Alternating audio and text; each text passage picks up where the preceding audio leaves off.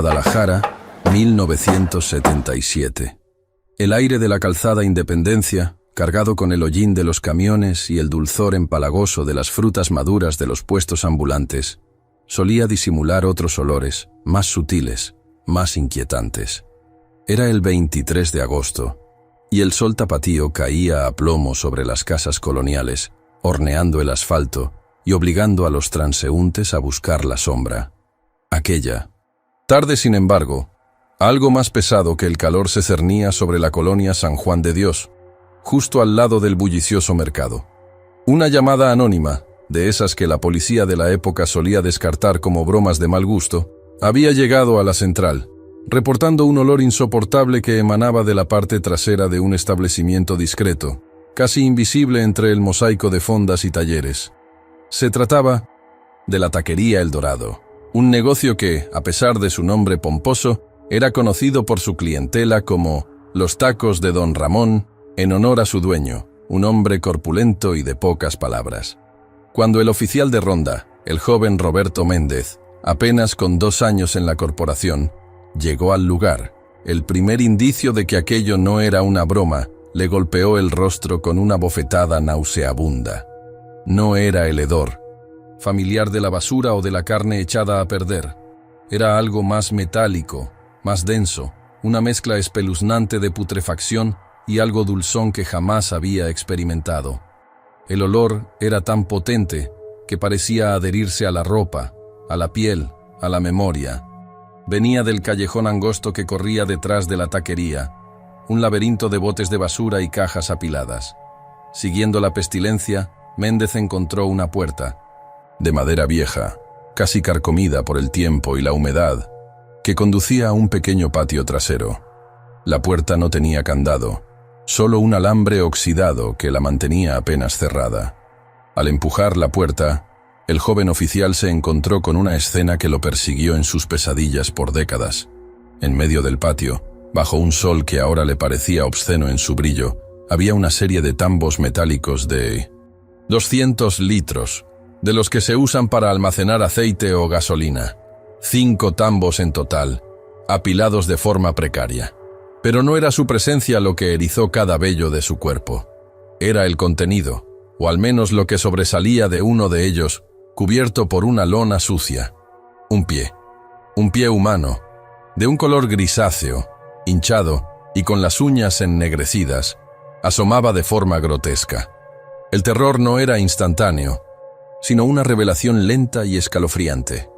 Méndez se acercó, la mano temblorosa sobre su revólver de servicio, y con la punta de su bota levantó un poco más la lona. Lo que vio le hizo vomitar de inmediato, el ácido quemándole la garganta mientras el mundo a su alrededor se disolvía en un torbellino de repulsión. Dentro del tambo, flotando en un líquido espeso y rojizo, había partes de un cuerpo humano desmembrado, extremidades, un torso, y lo que parecía ser una cabeza. Aquello no era un simple homicidio. Era el presagio de algo mucho más oscuro, algo que la ciudad, en su bullicio cotidiano, se negaba a reconocer. El horror apenas comenzaba a desplegarse, y lo que encontrarían en los días siguientes haría que los crímenes más atroces palidecieran en comparación. Antes de seguir, si usted está escuchando esta historia, me gustaría que me dijera en los comentarios desde qué lugar de México o del mundo nos escucha, y si aún no lo ha hecho, suscríbase al canal para que no se pierda los próximos casos. El descubrimiento de Méndez movilizó a la jefatura de la Policía Judicial del Estado. El comandante Ramiro Durán, un hombre de 54 años, con un bigote espeso y la mirada cansada de quien ha visto demasiado, fue asignado al caso. Durán era una leyenda discreta en los pasillos de la Procuraduría.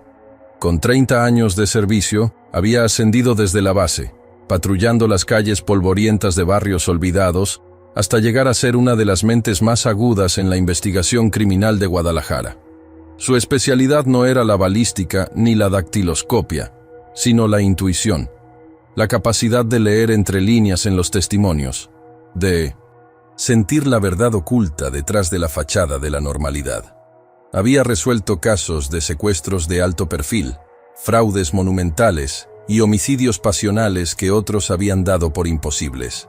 Pero este prometía ser diferente. La magnitud del hallazgo, la brutalidad implícita, le heló la sangre de una forma que pocos casos lo habían logrado antes.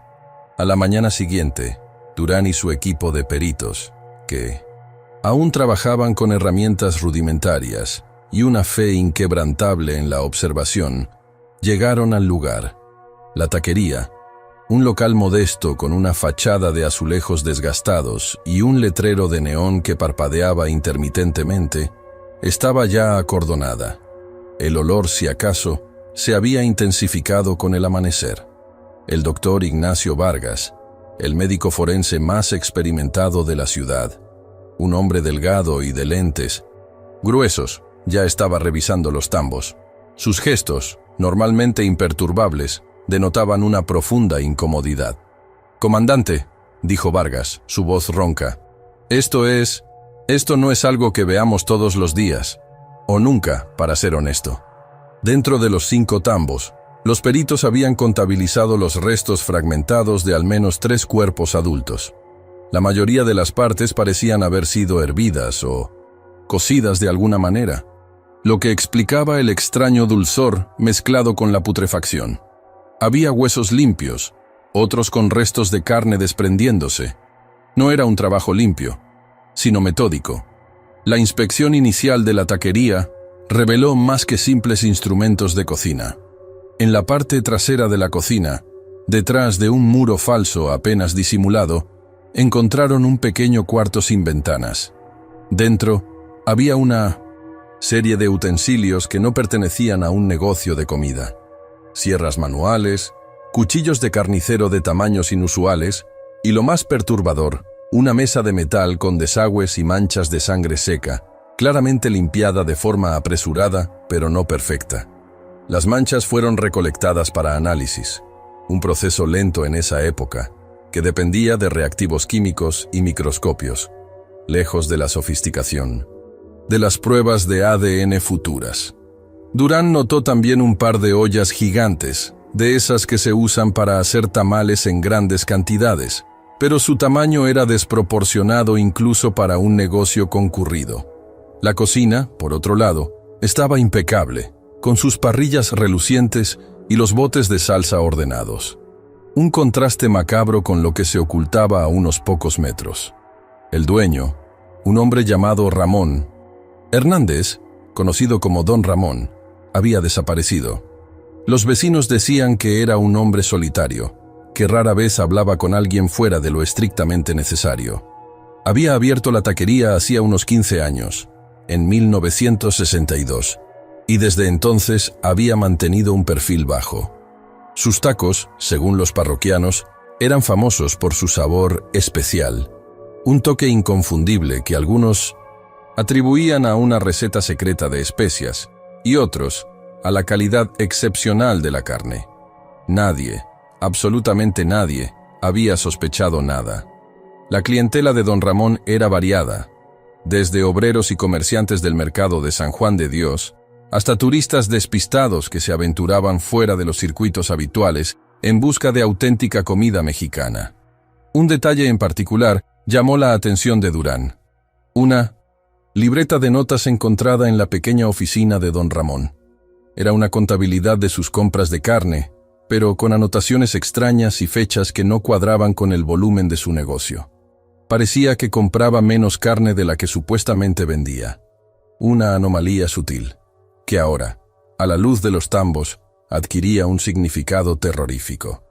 Las primeras indagaciones revelaron que 2 personas habían desaparecido en la zona en los últimos 6 meses. Un joven mochilero estadounidense de 22 años, de nombre Steven Miller, que había sido visto por última vez en un hostal cercano, y una mujer indigente, María Guadalupe Rosas, de 47 años, conocida por dormir cerca del mercado. Ambos casos habían sido archivados rápidamente, el primero como posible partida voluntaria, y el segundo como desaparición común. Nadie había conectado los puntos. Hasta ahora. El doctor Vargas con su equipo comenzó la ardua tarea de intentar identificar los restos, un proceso lento y meticuloso que implicaba comparar registros dentales, si los había, y características físicas que, en el estado de los cuerpos, eran escasas. La taquería de don Ramón, que había sido un punto de referencia para el sabor local, se había transformado de la noche a la mañana en el epicentro de una pesadilla. Los primeros resultados del forense no tardaron en llegar, y lo que revelaron fue más perturbador de lo que Durán, en sus peores presentimientos, había podido imaginar. Los restos no solo habían sido cocidos, sino que también habían sido preparados de una manera que sugería un consumo. El horror de lo que don Ramón había estado sirviendo en sus tacos empezaba a tomar una forma espantosa, una que la ciencia y la moralidad se negaban a procesar completamente. Esto era solo la punta de un iceberg de depravación. Los días que siguieron al hallazgo en la taquería El Dorado fueron un torbellino de actividad febril para el comandante Durán y su equipo. La noticia, aunque contenida por la prensa oficial, se filtraba a través de los murmullos de la gente en el mercado, en las plazas, en las cantinas. La policía judicial trabajó incansablemente, bajo el peso de una verdad que se negaban a aceptar. El doctor Ignacio Vargas, en el forense, se enfrentaba a una labor titánica. La identificación de los restos era un rompecabezas macabro. Cada fragmento de hueso, cada resto de tejido, era examinado con la minuciosidad que solo la desesperación y el profesionalismo pueden inspirar. Los primeros análisis confirmaron lo que la intuición de Durán ya le había gritado. La carne encontrada en los tambos no era animal, era humana. El sabor especial de los tacos de don Ramón, el toque inconfundible que sus clientes tanto elogiaban, tenía una explicación que helaba la sangre hasta el tuétano. La autopsia preliminar de los restos, a pesar de su estado fragmentado y cocido, reveló detalles escalofriantes. Las marcas en los huesos indicaban un desmembramiento preciso, casi quirúrgico, pero con la brutalidad de quien no busca la limpieza estética, sino la eficiencia.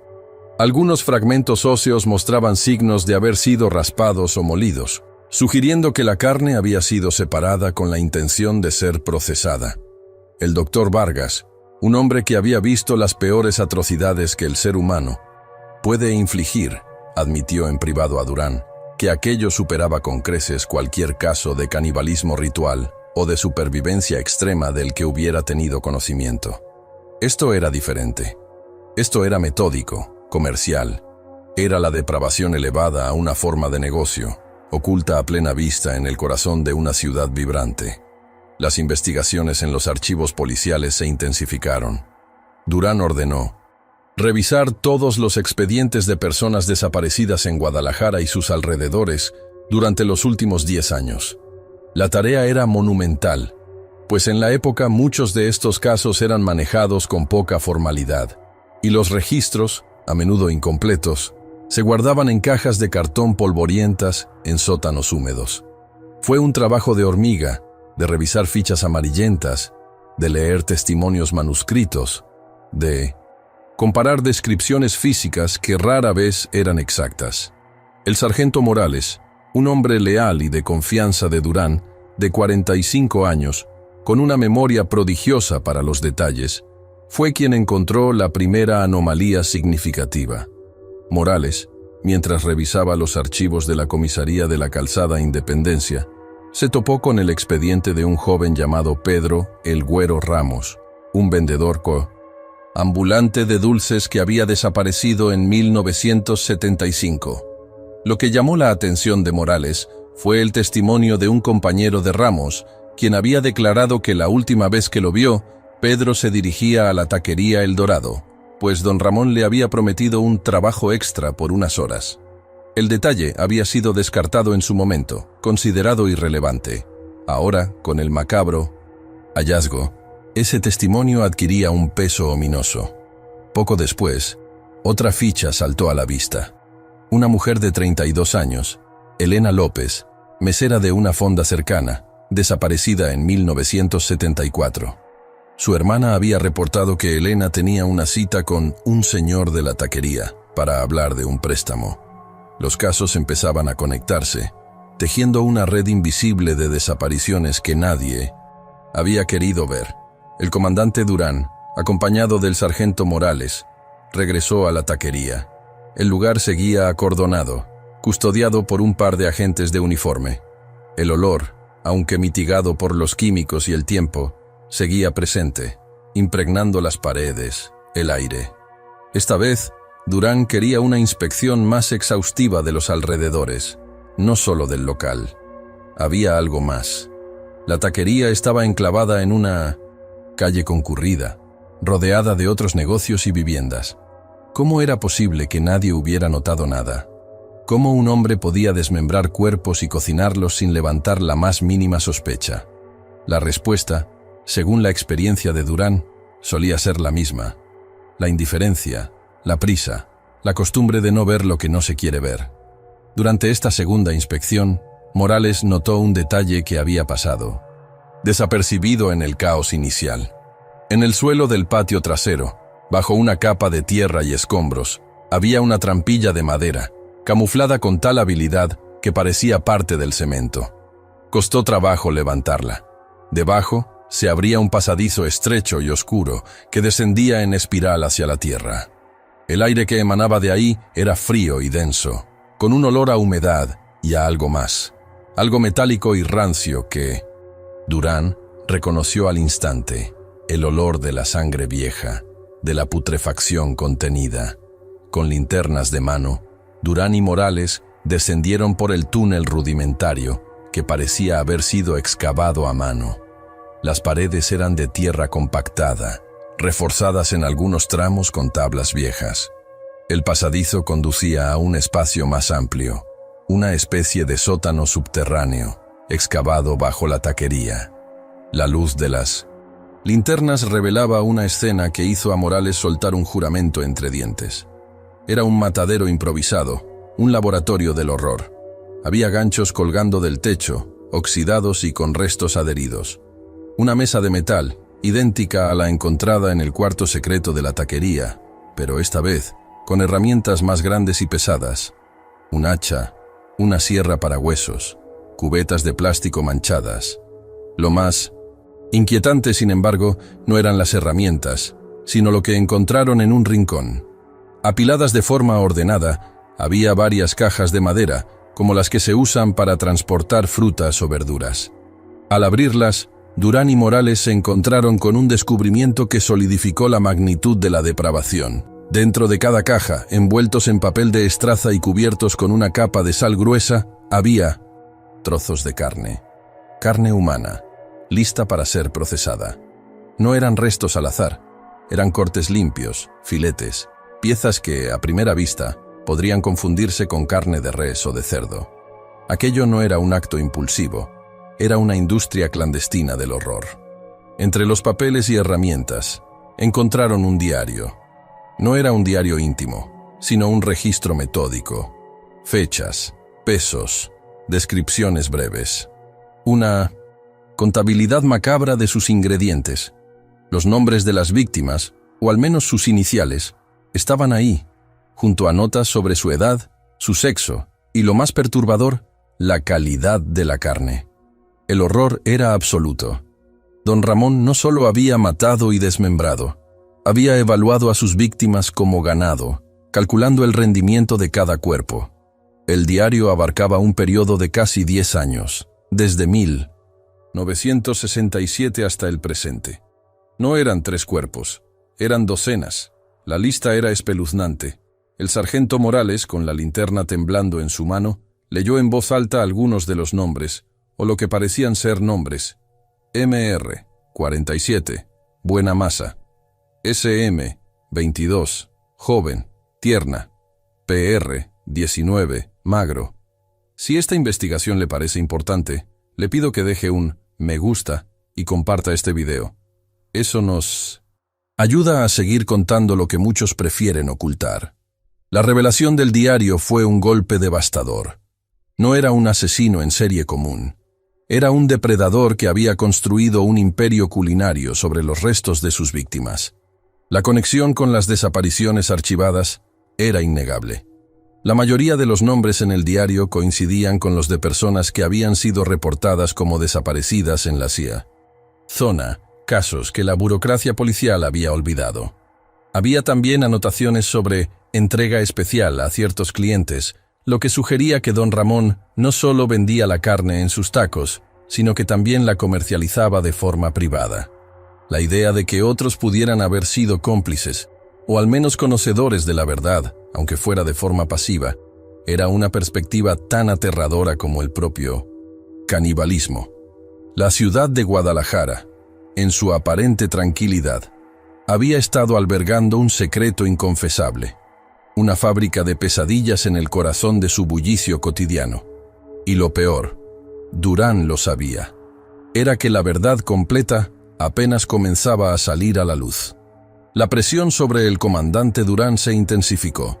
El hallazgo del sótano y el diario de don Ramón no solo revelaban la magnitud de los crímenes, sino también la negligencia institucional que había permitido que tales atrocidades ocurrieran durante años.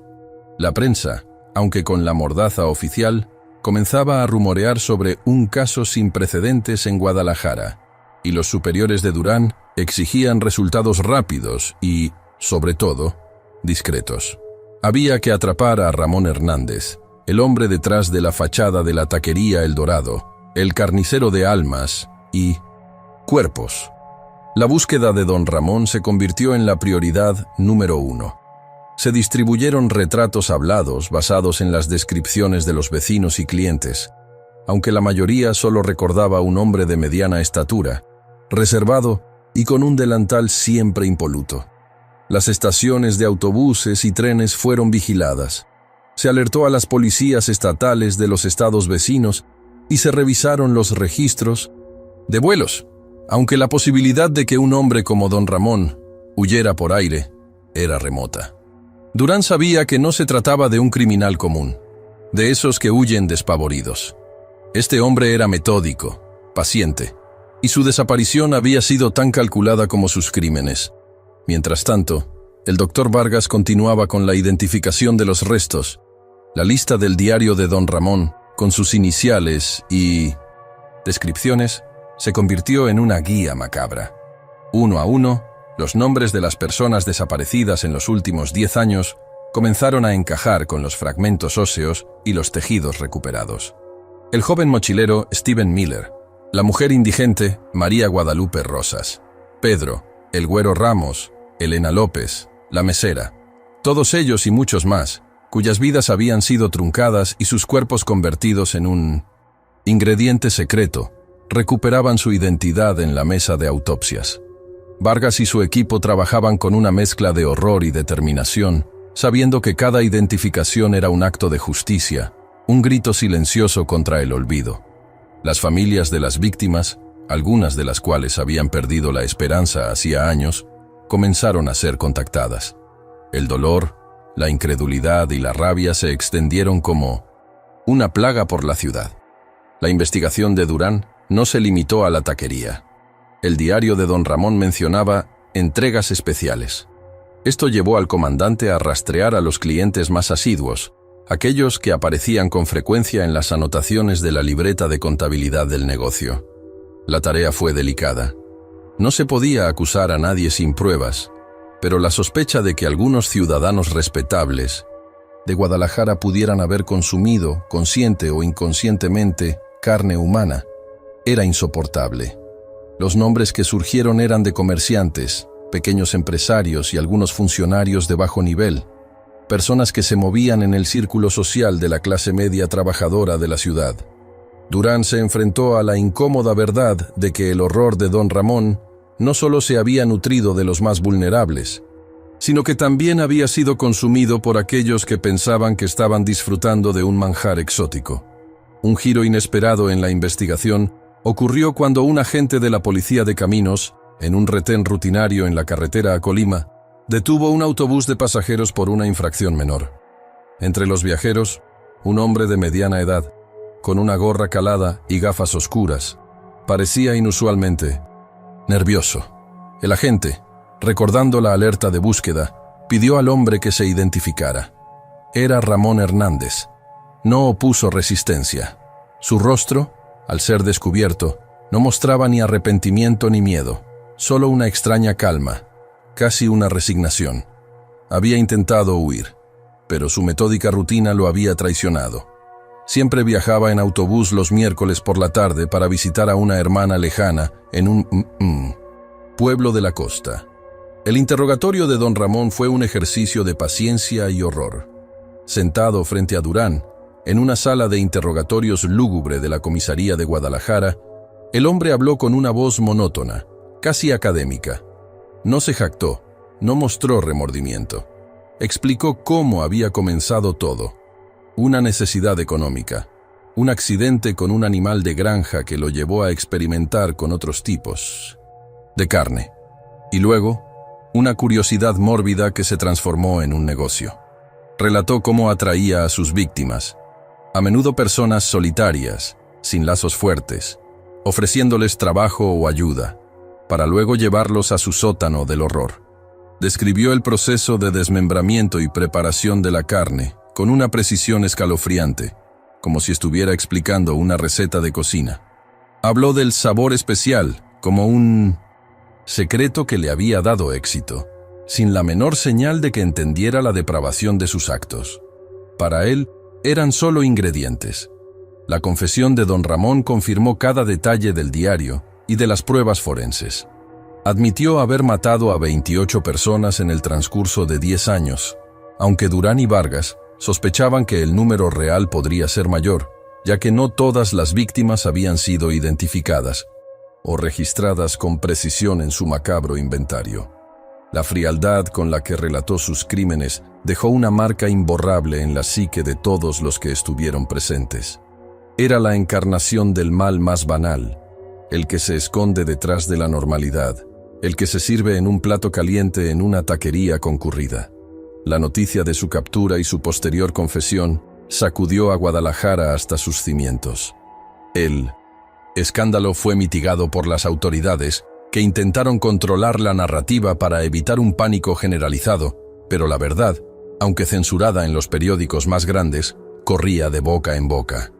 El juicio de Ramón Hernández, conocido ya como el taquero caníbal, fue un evento sombrío.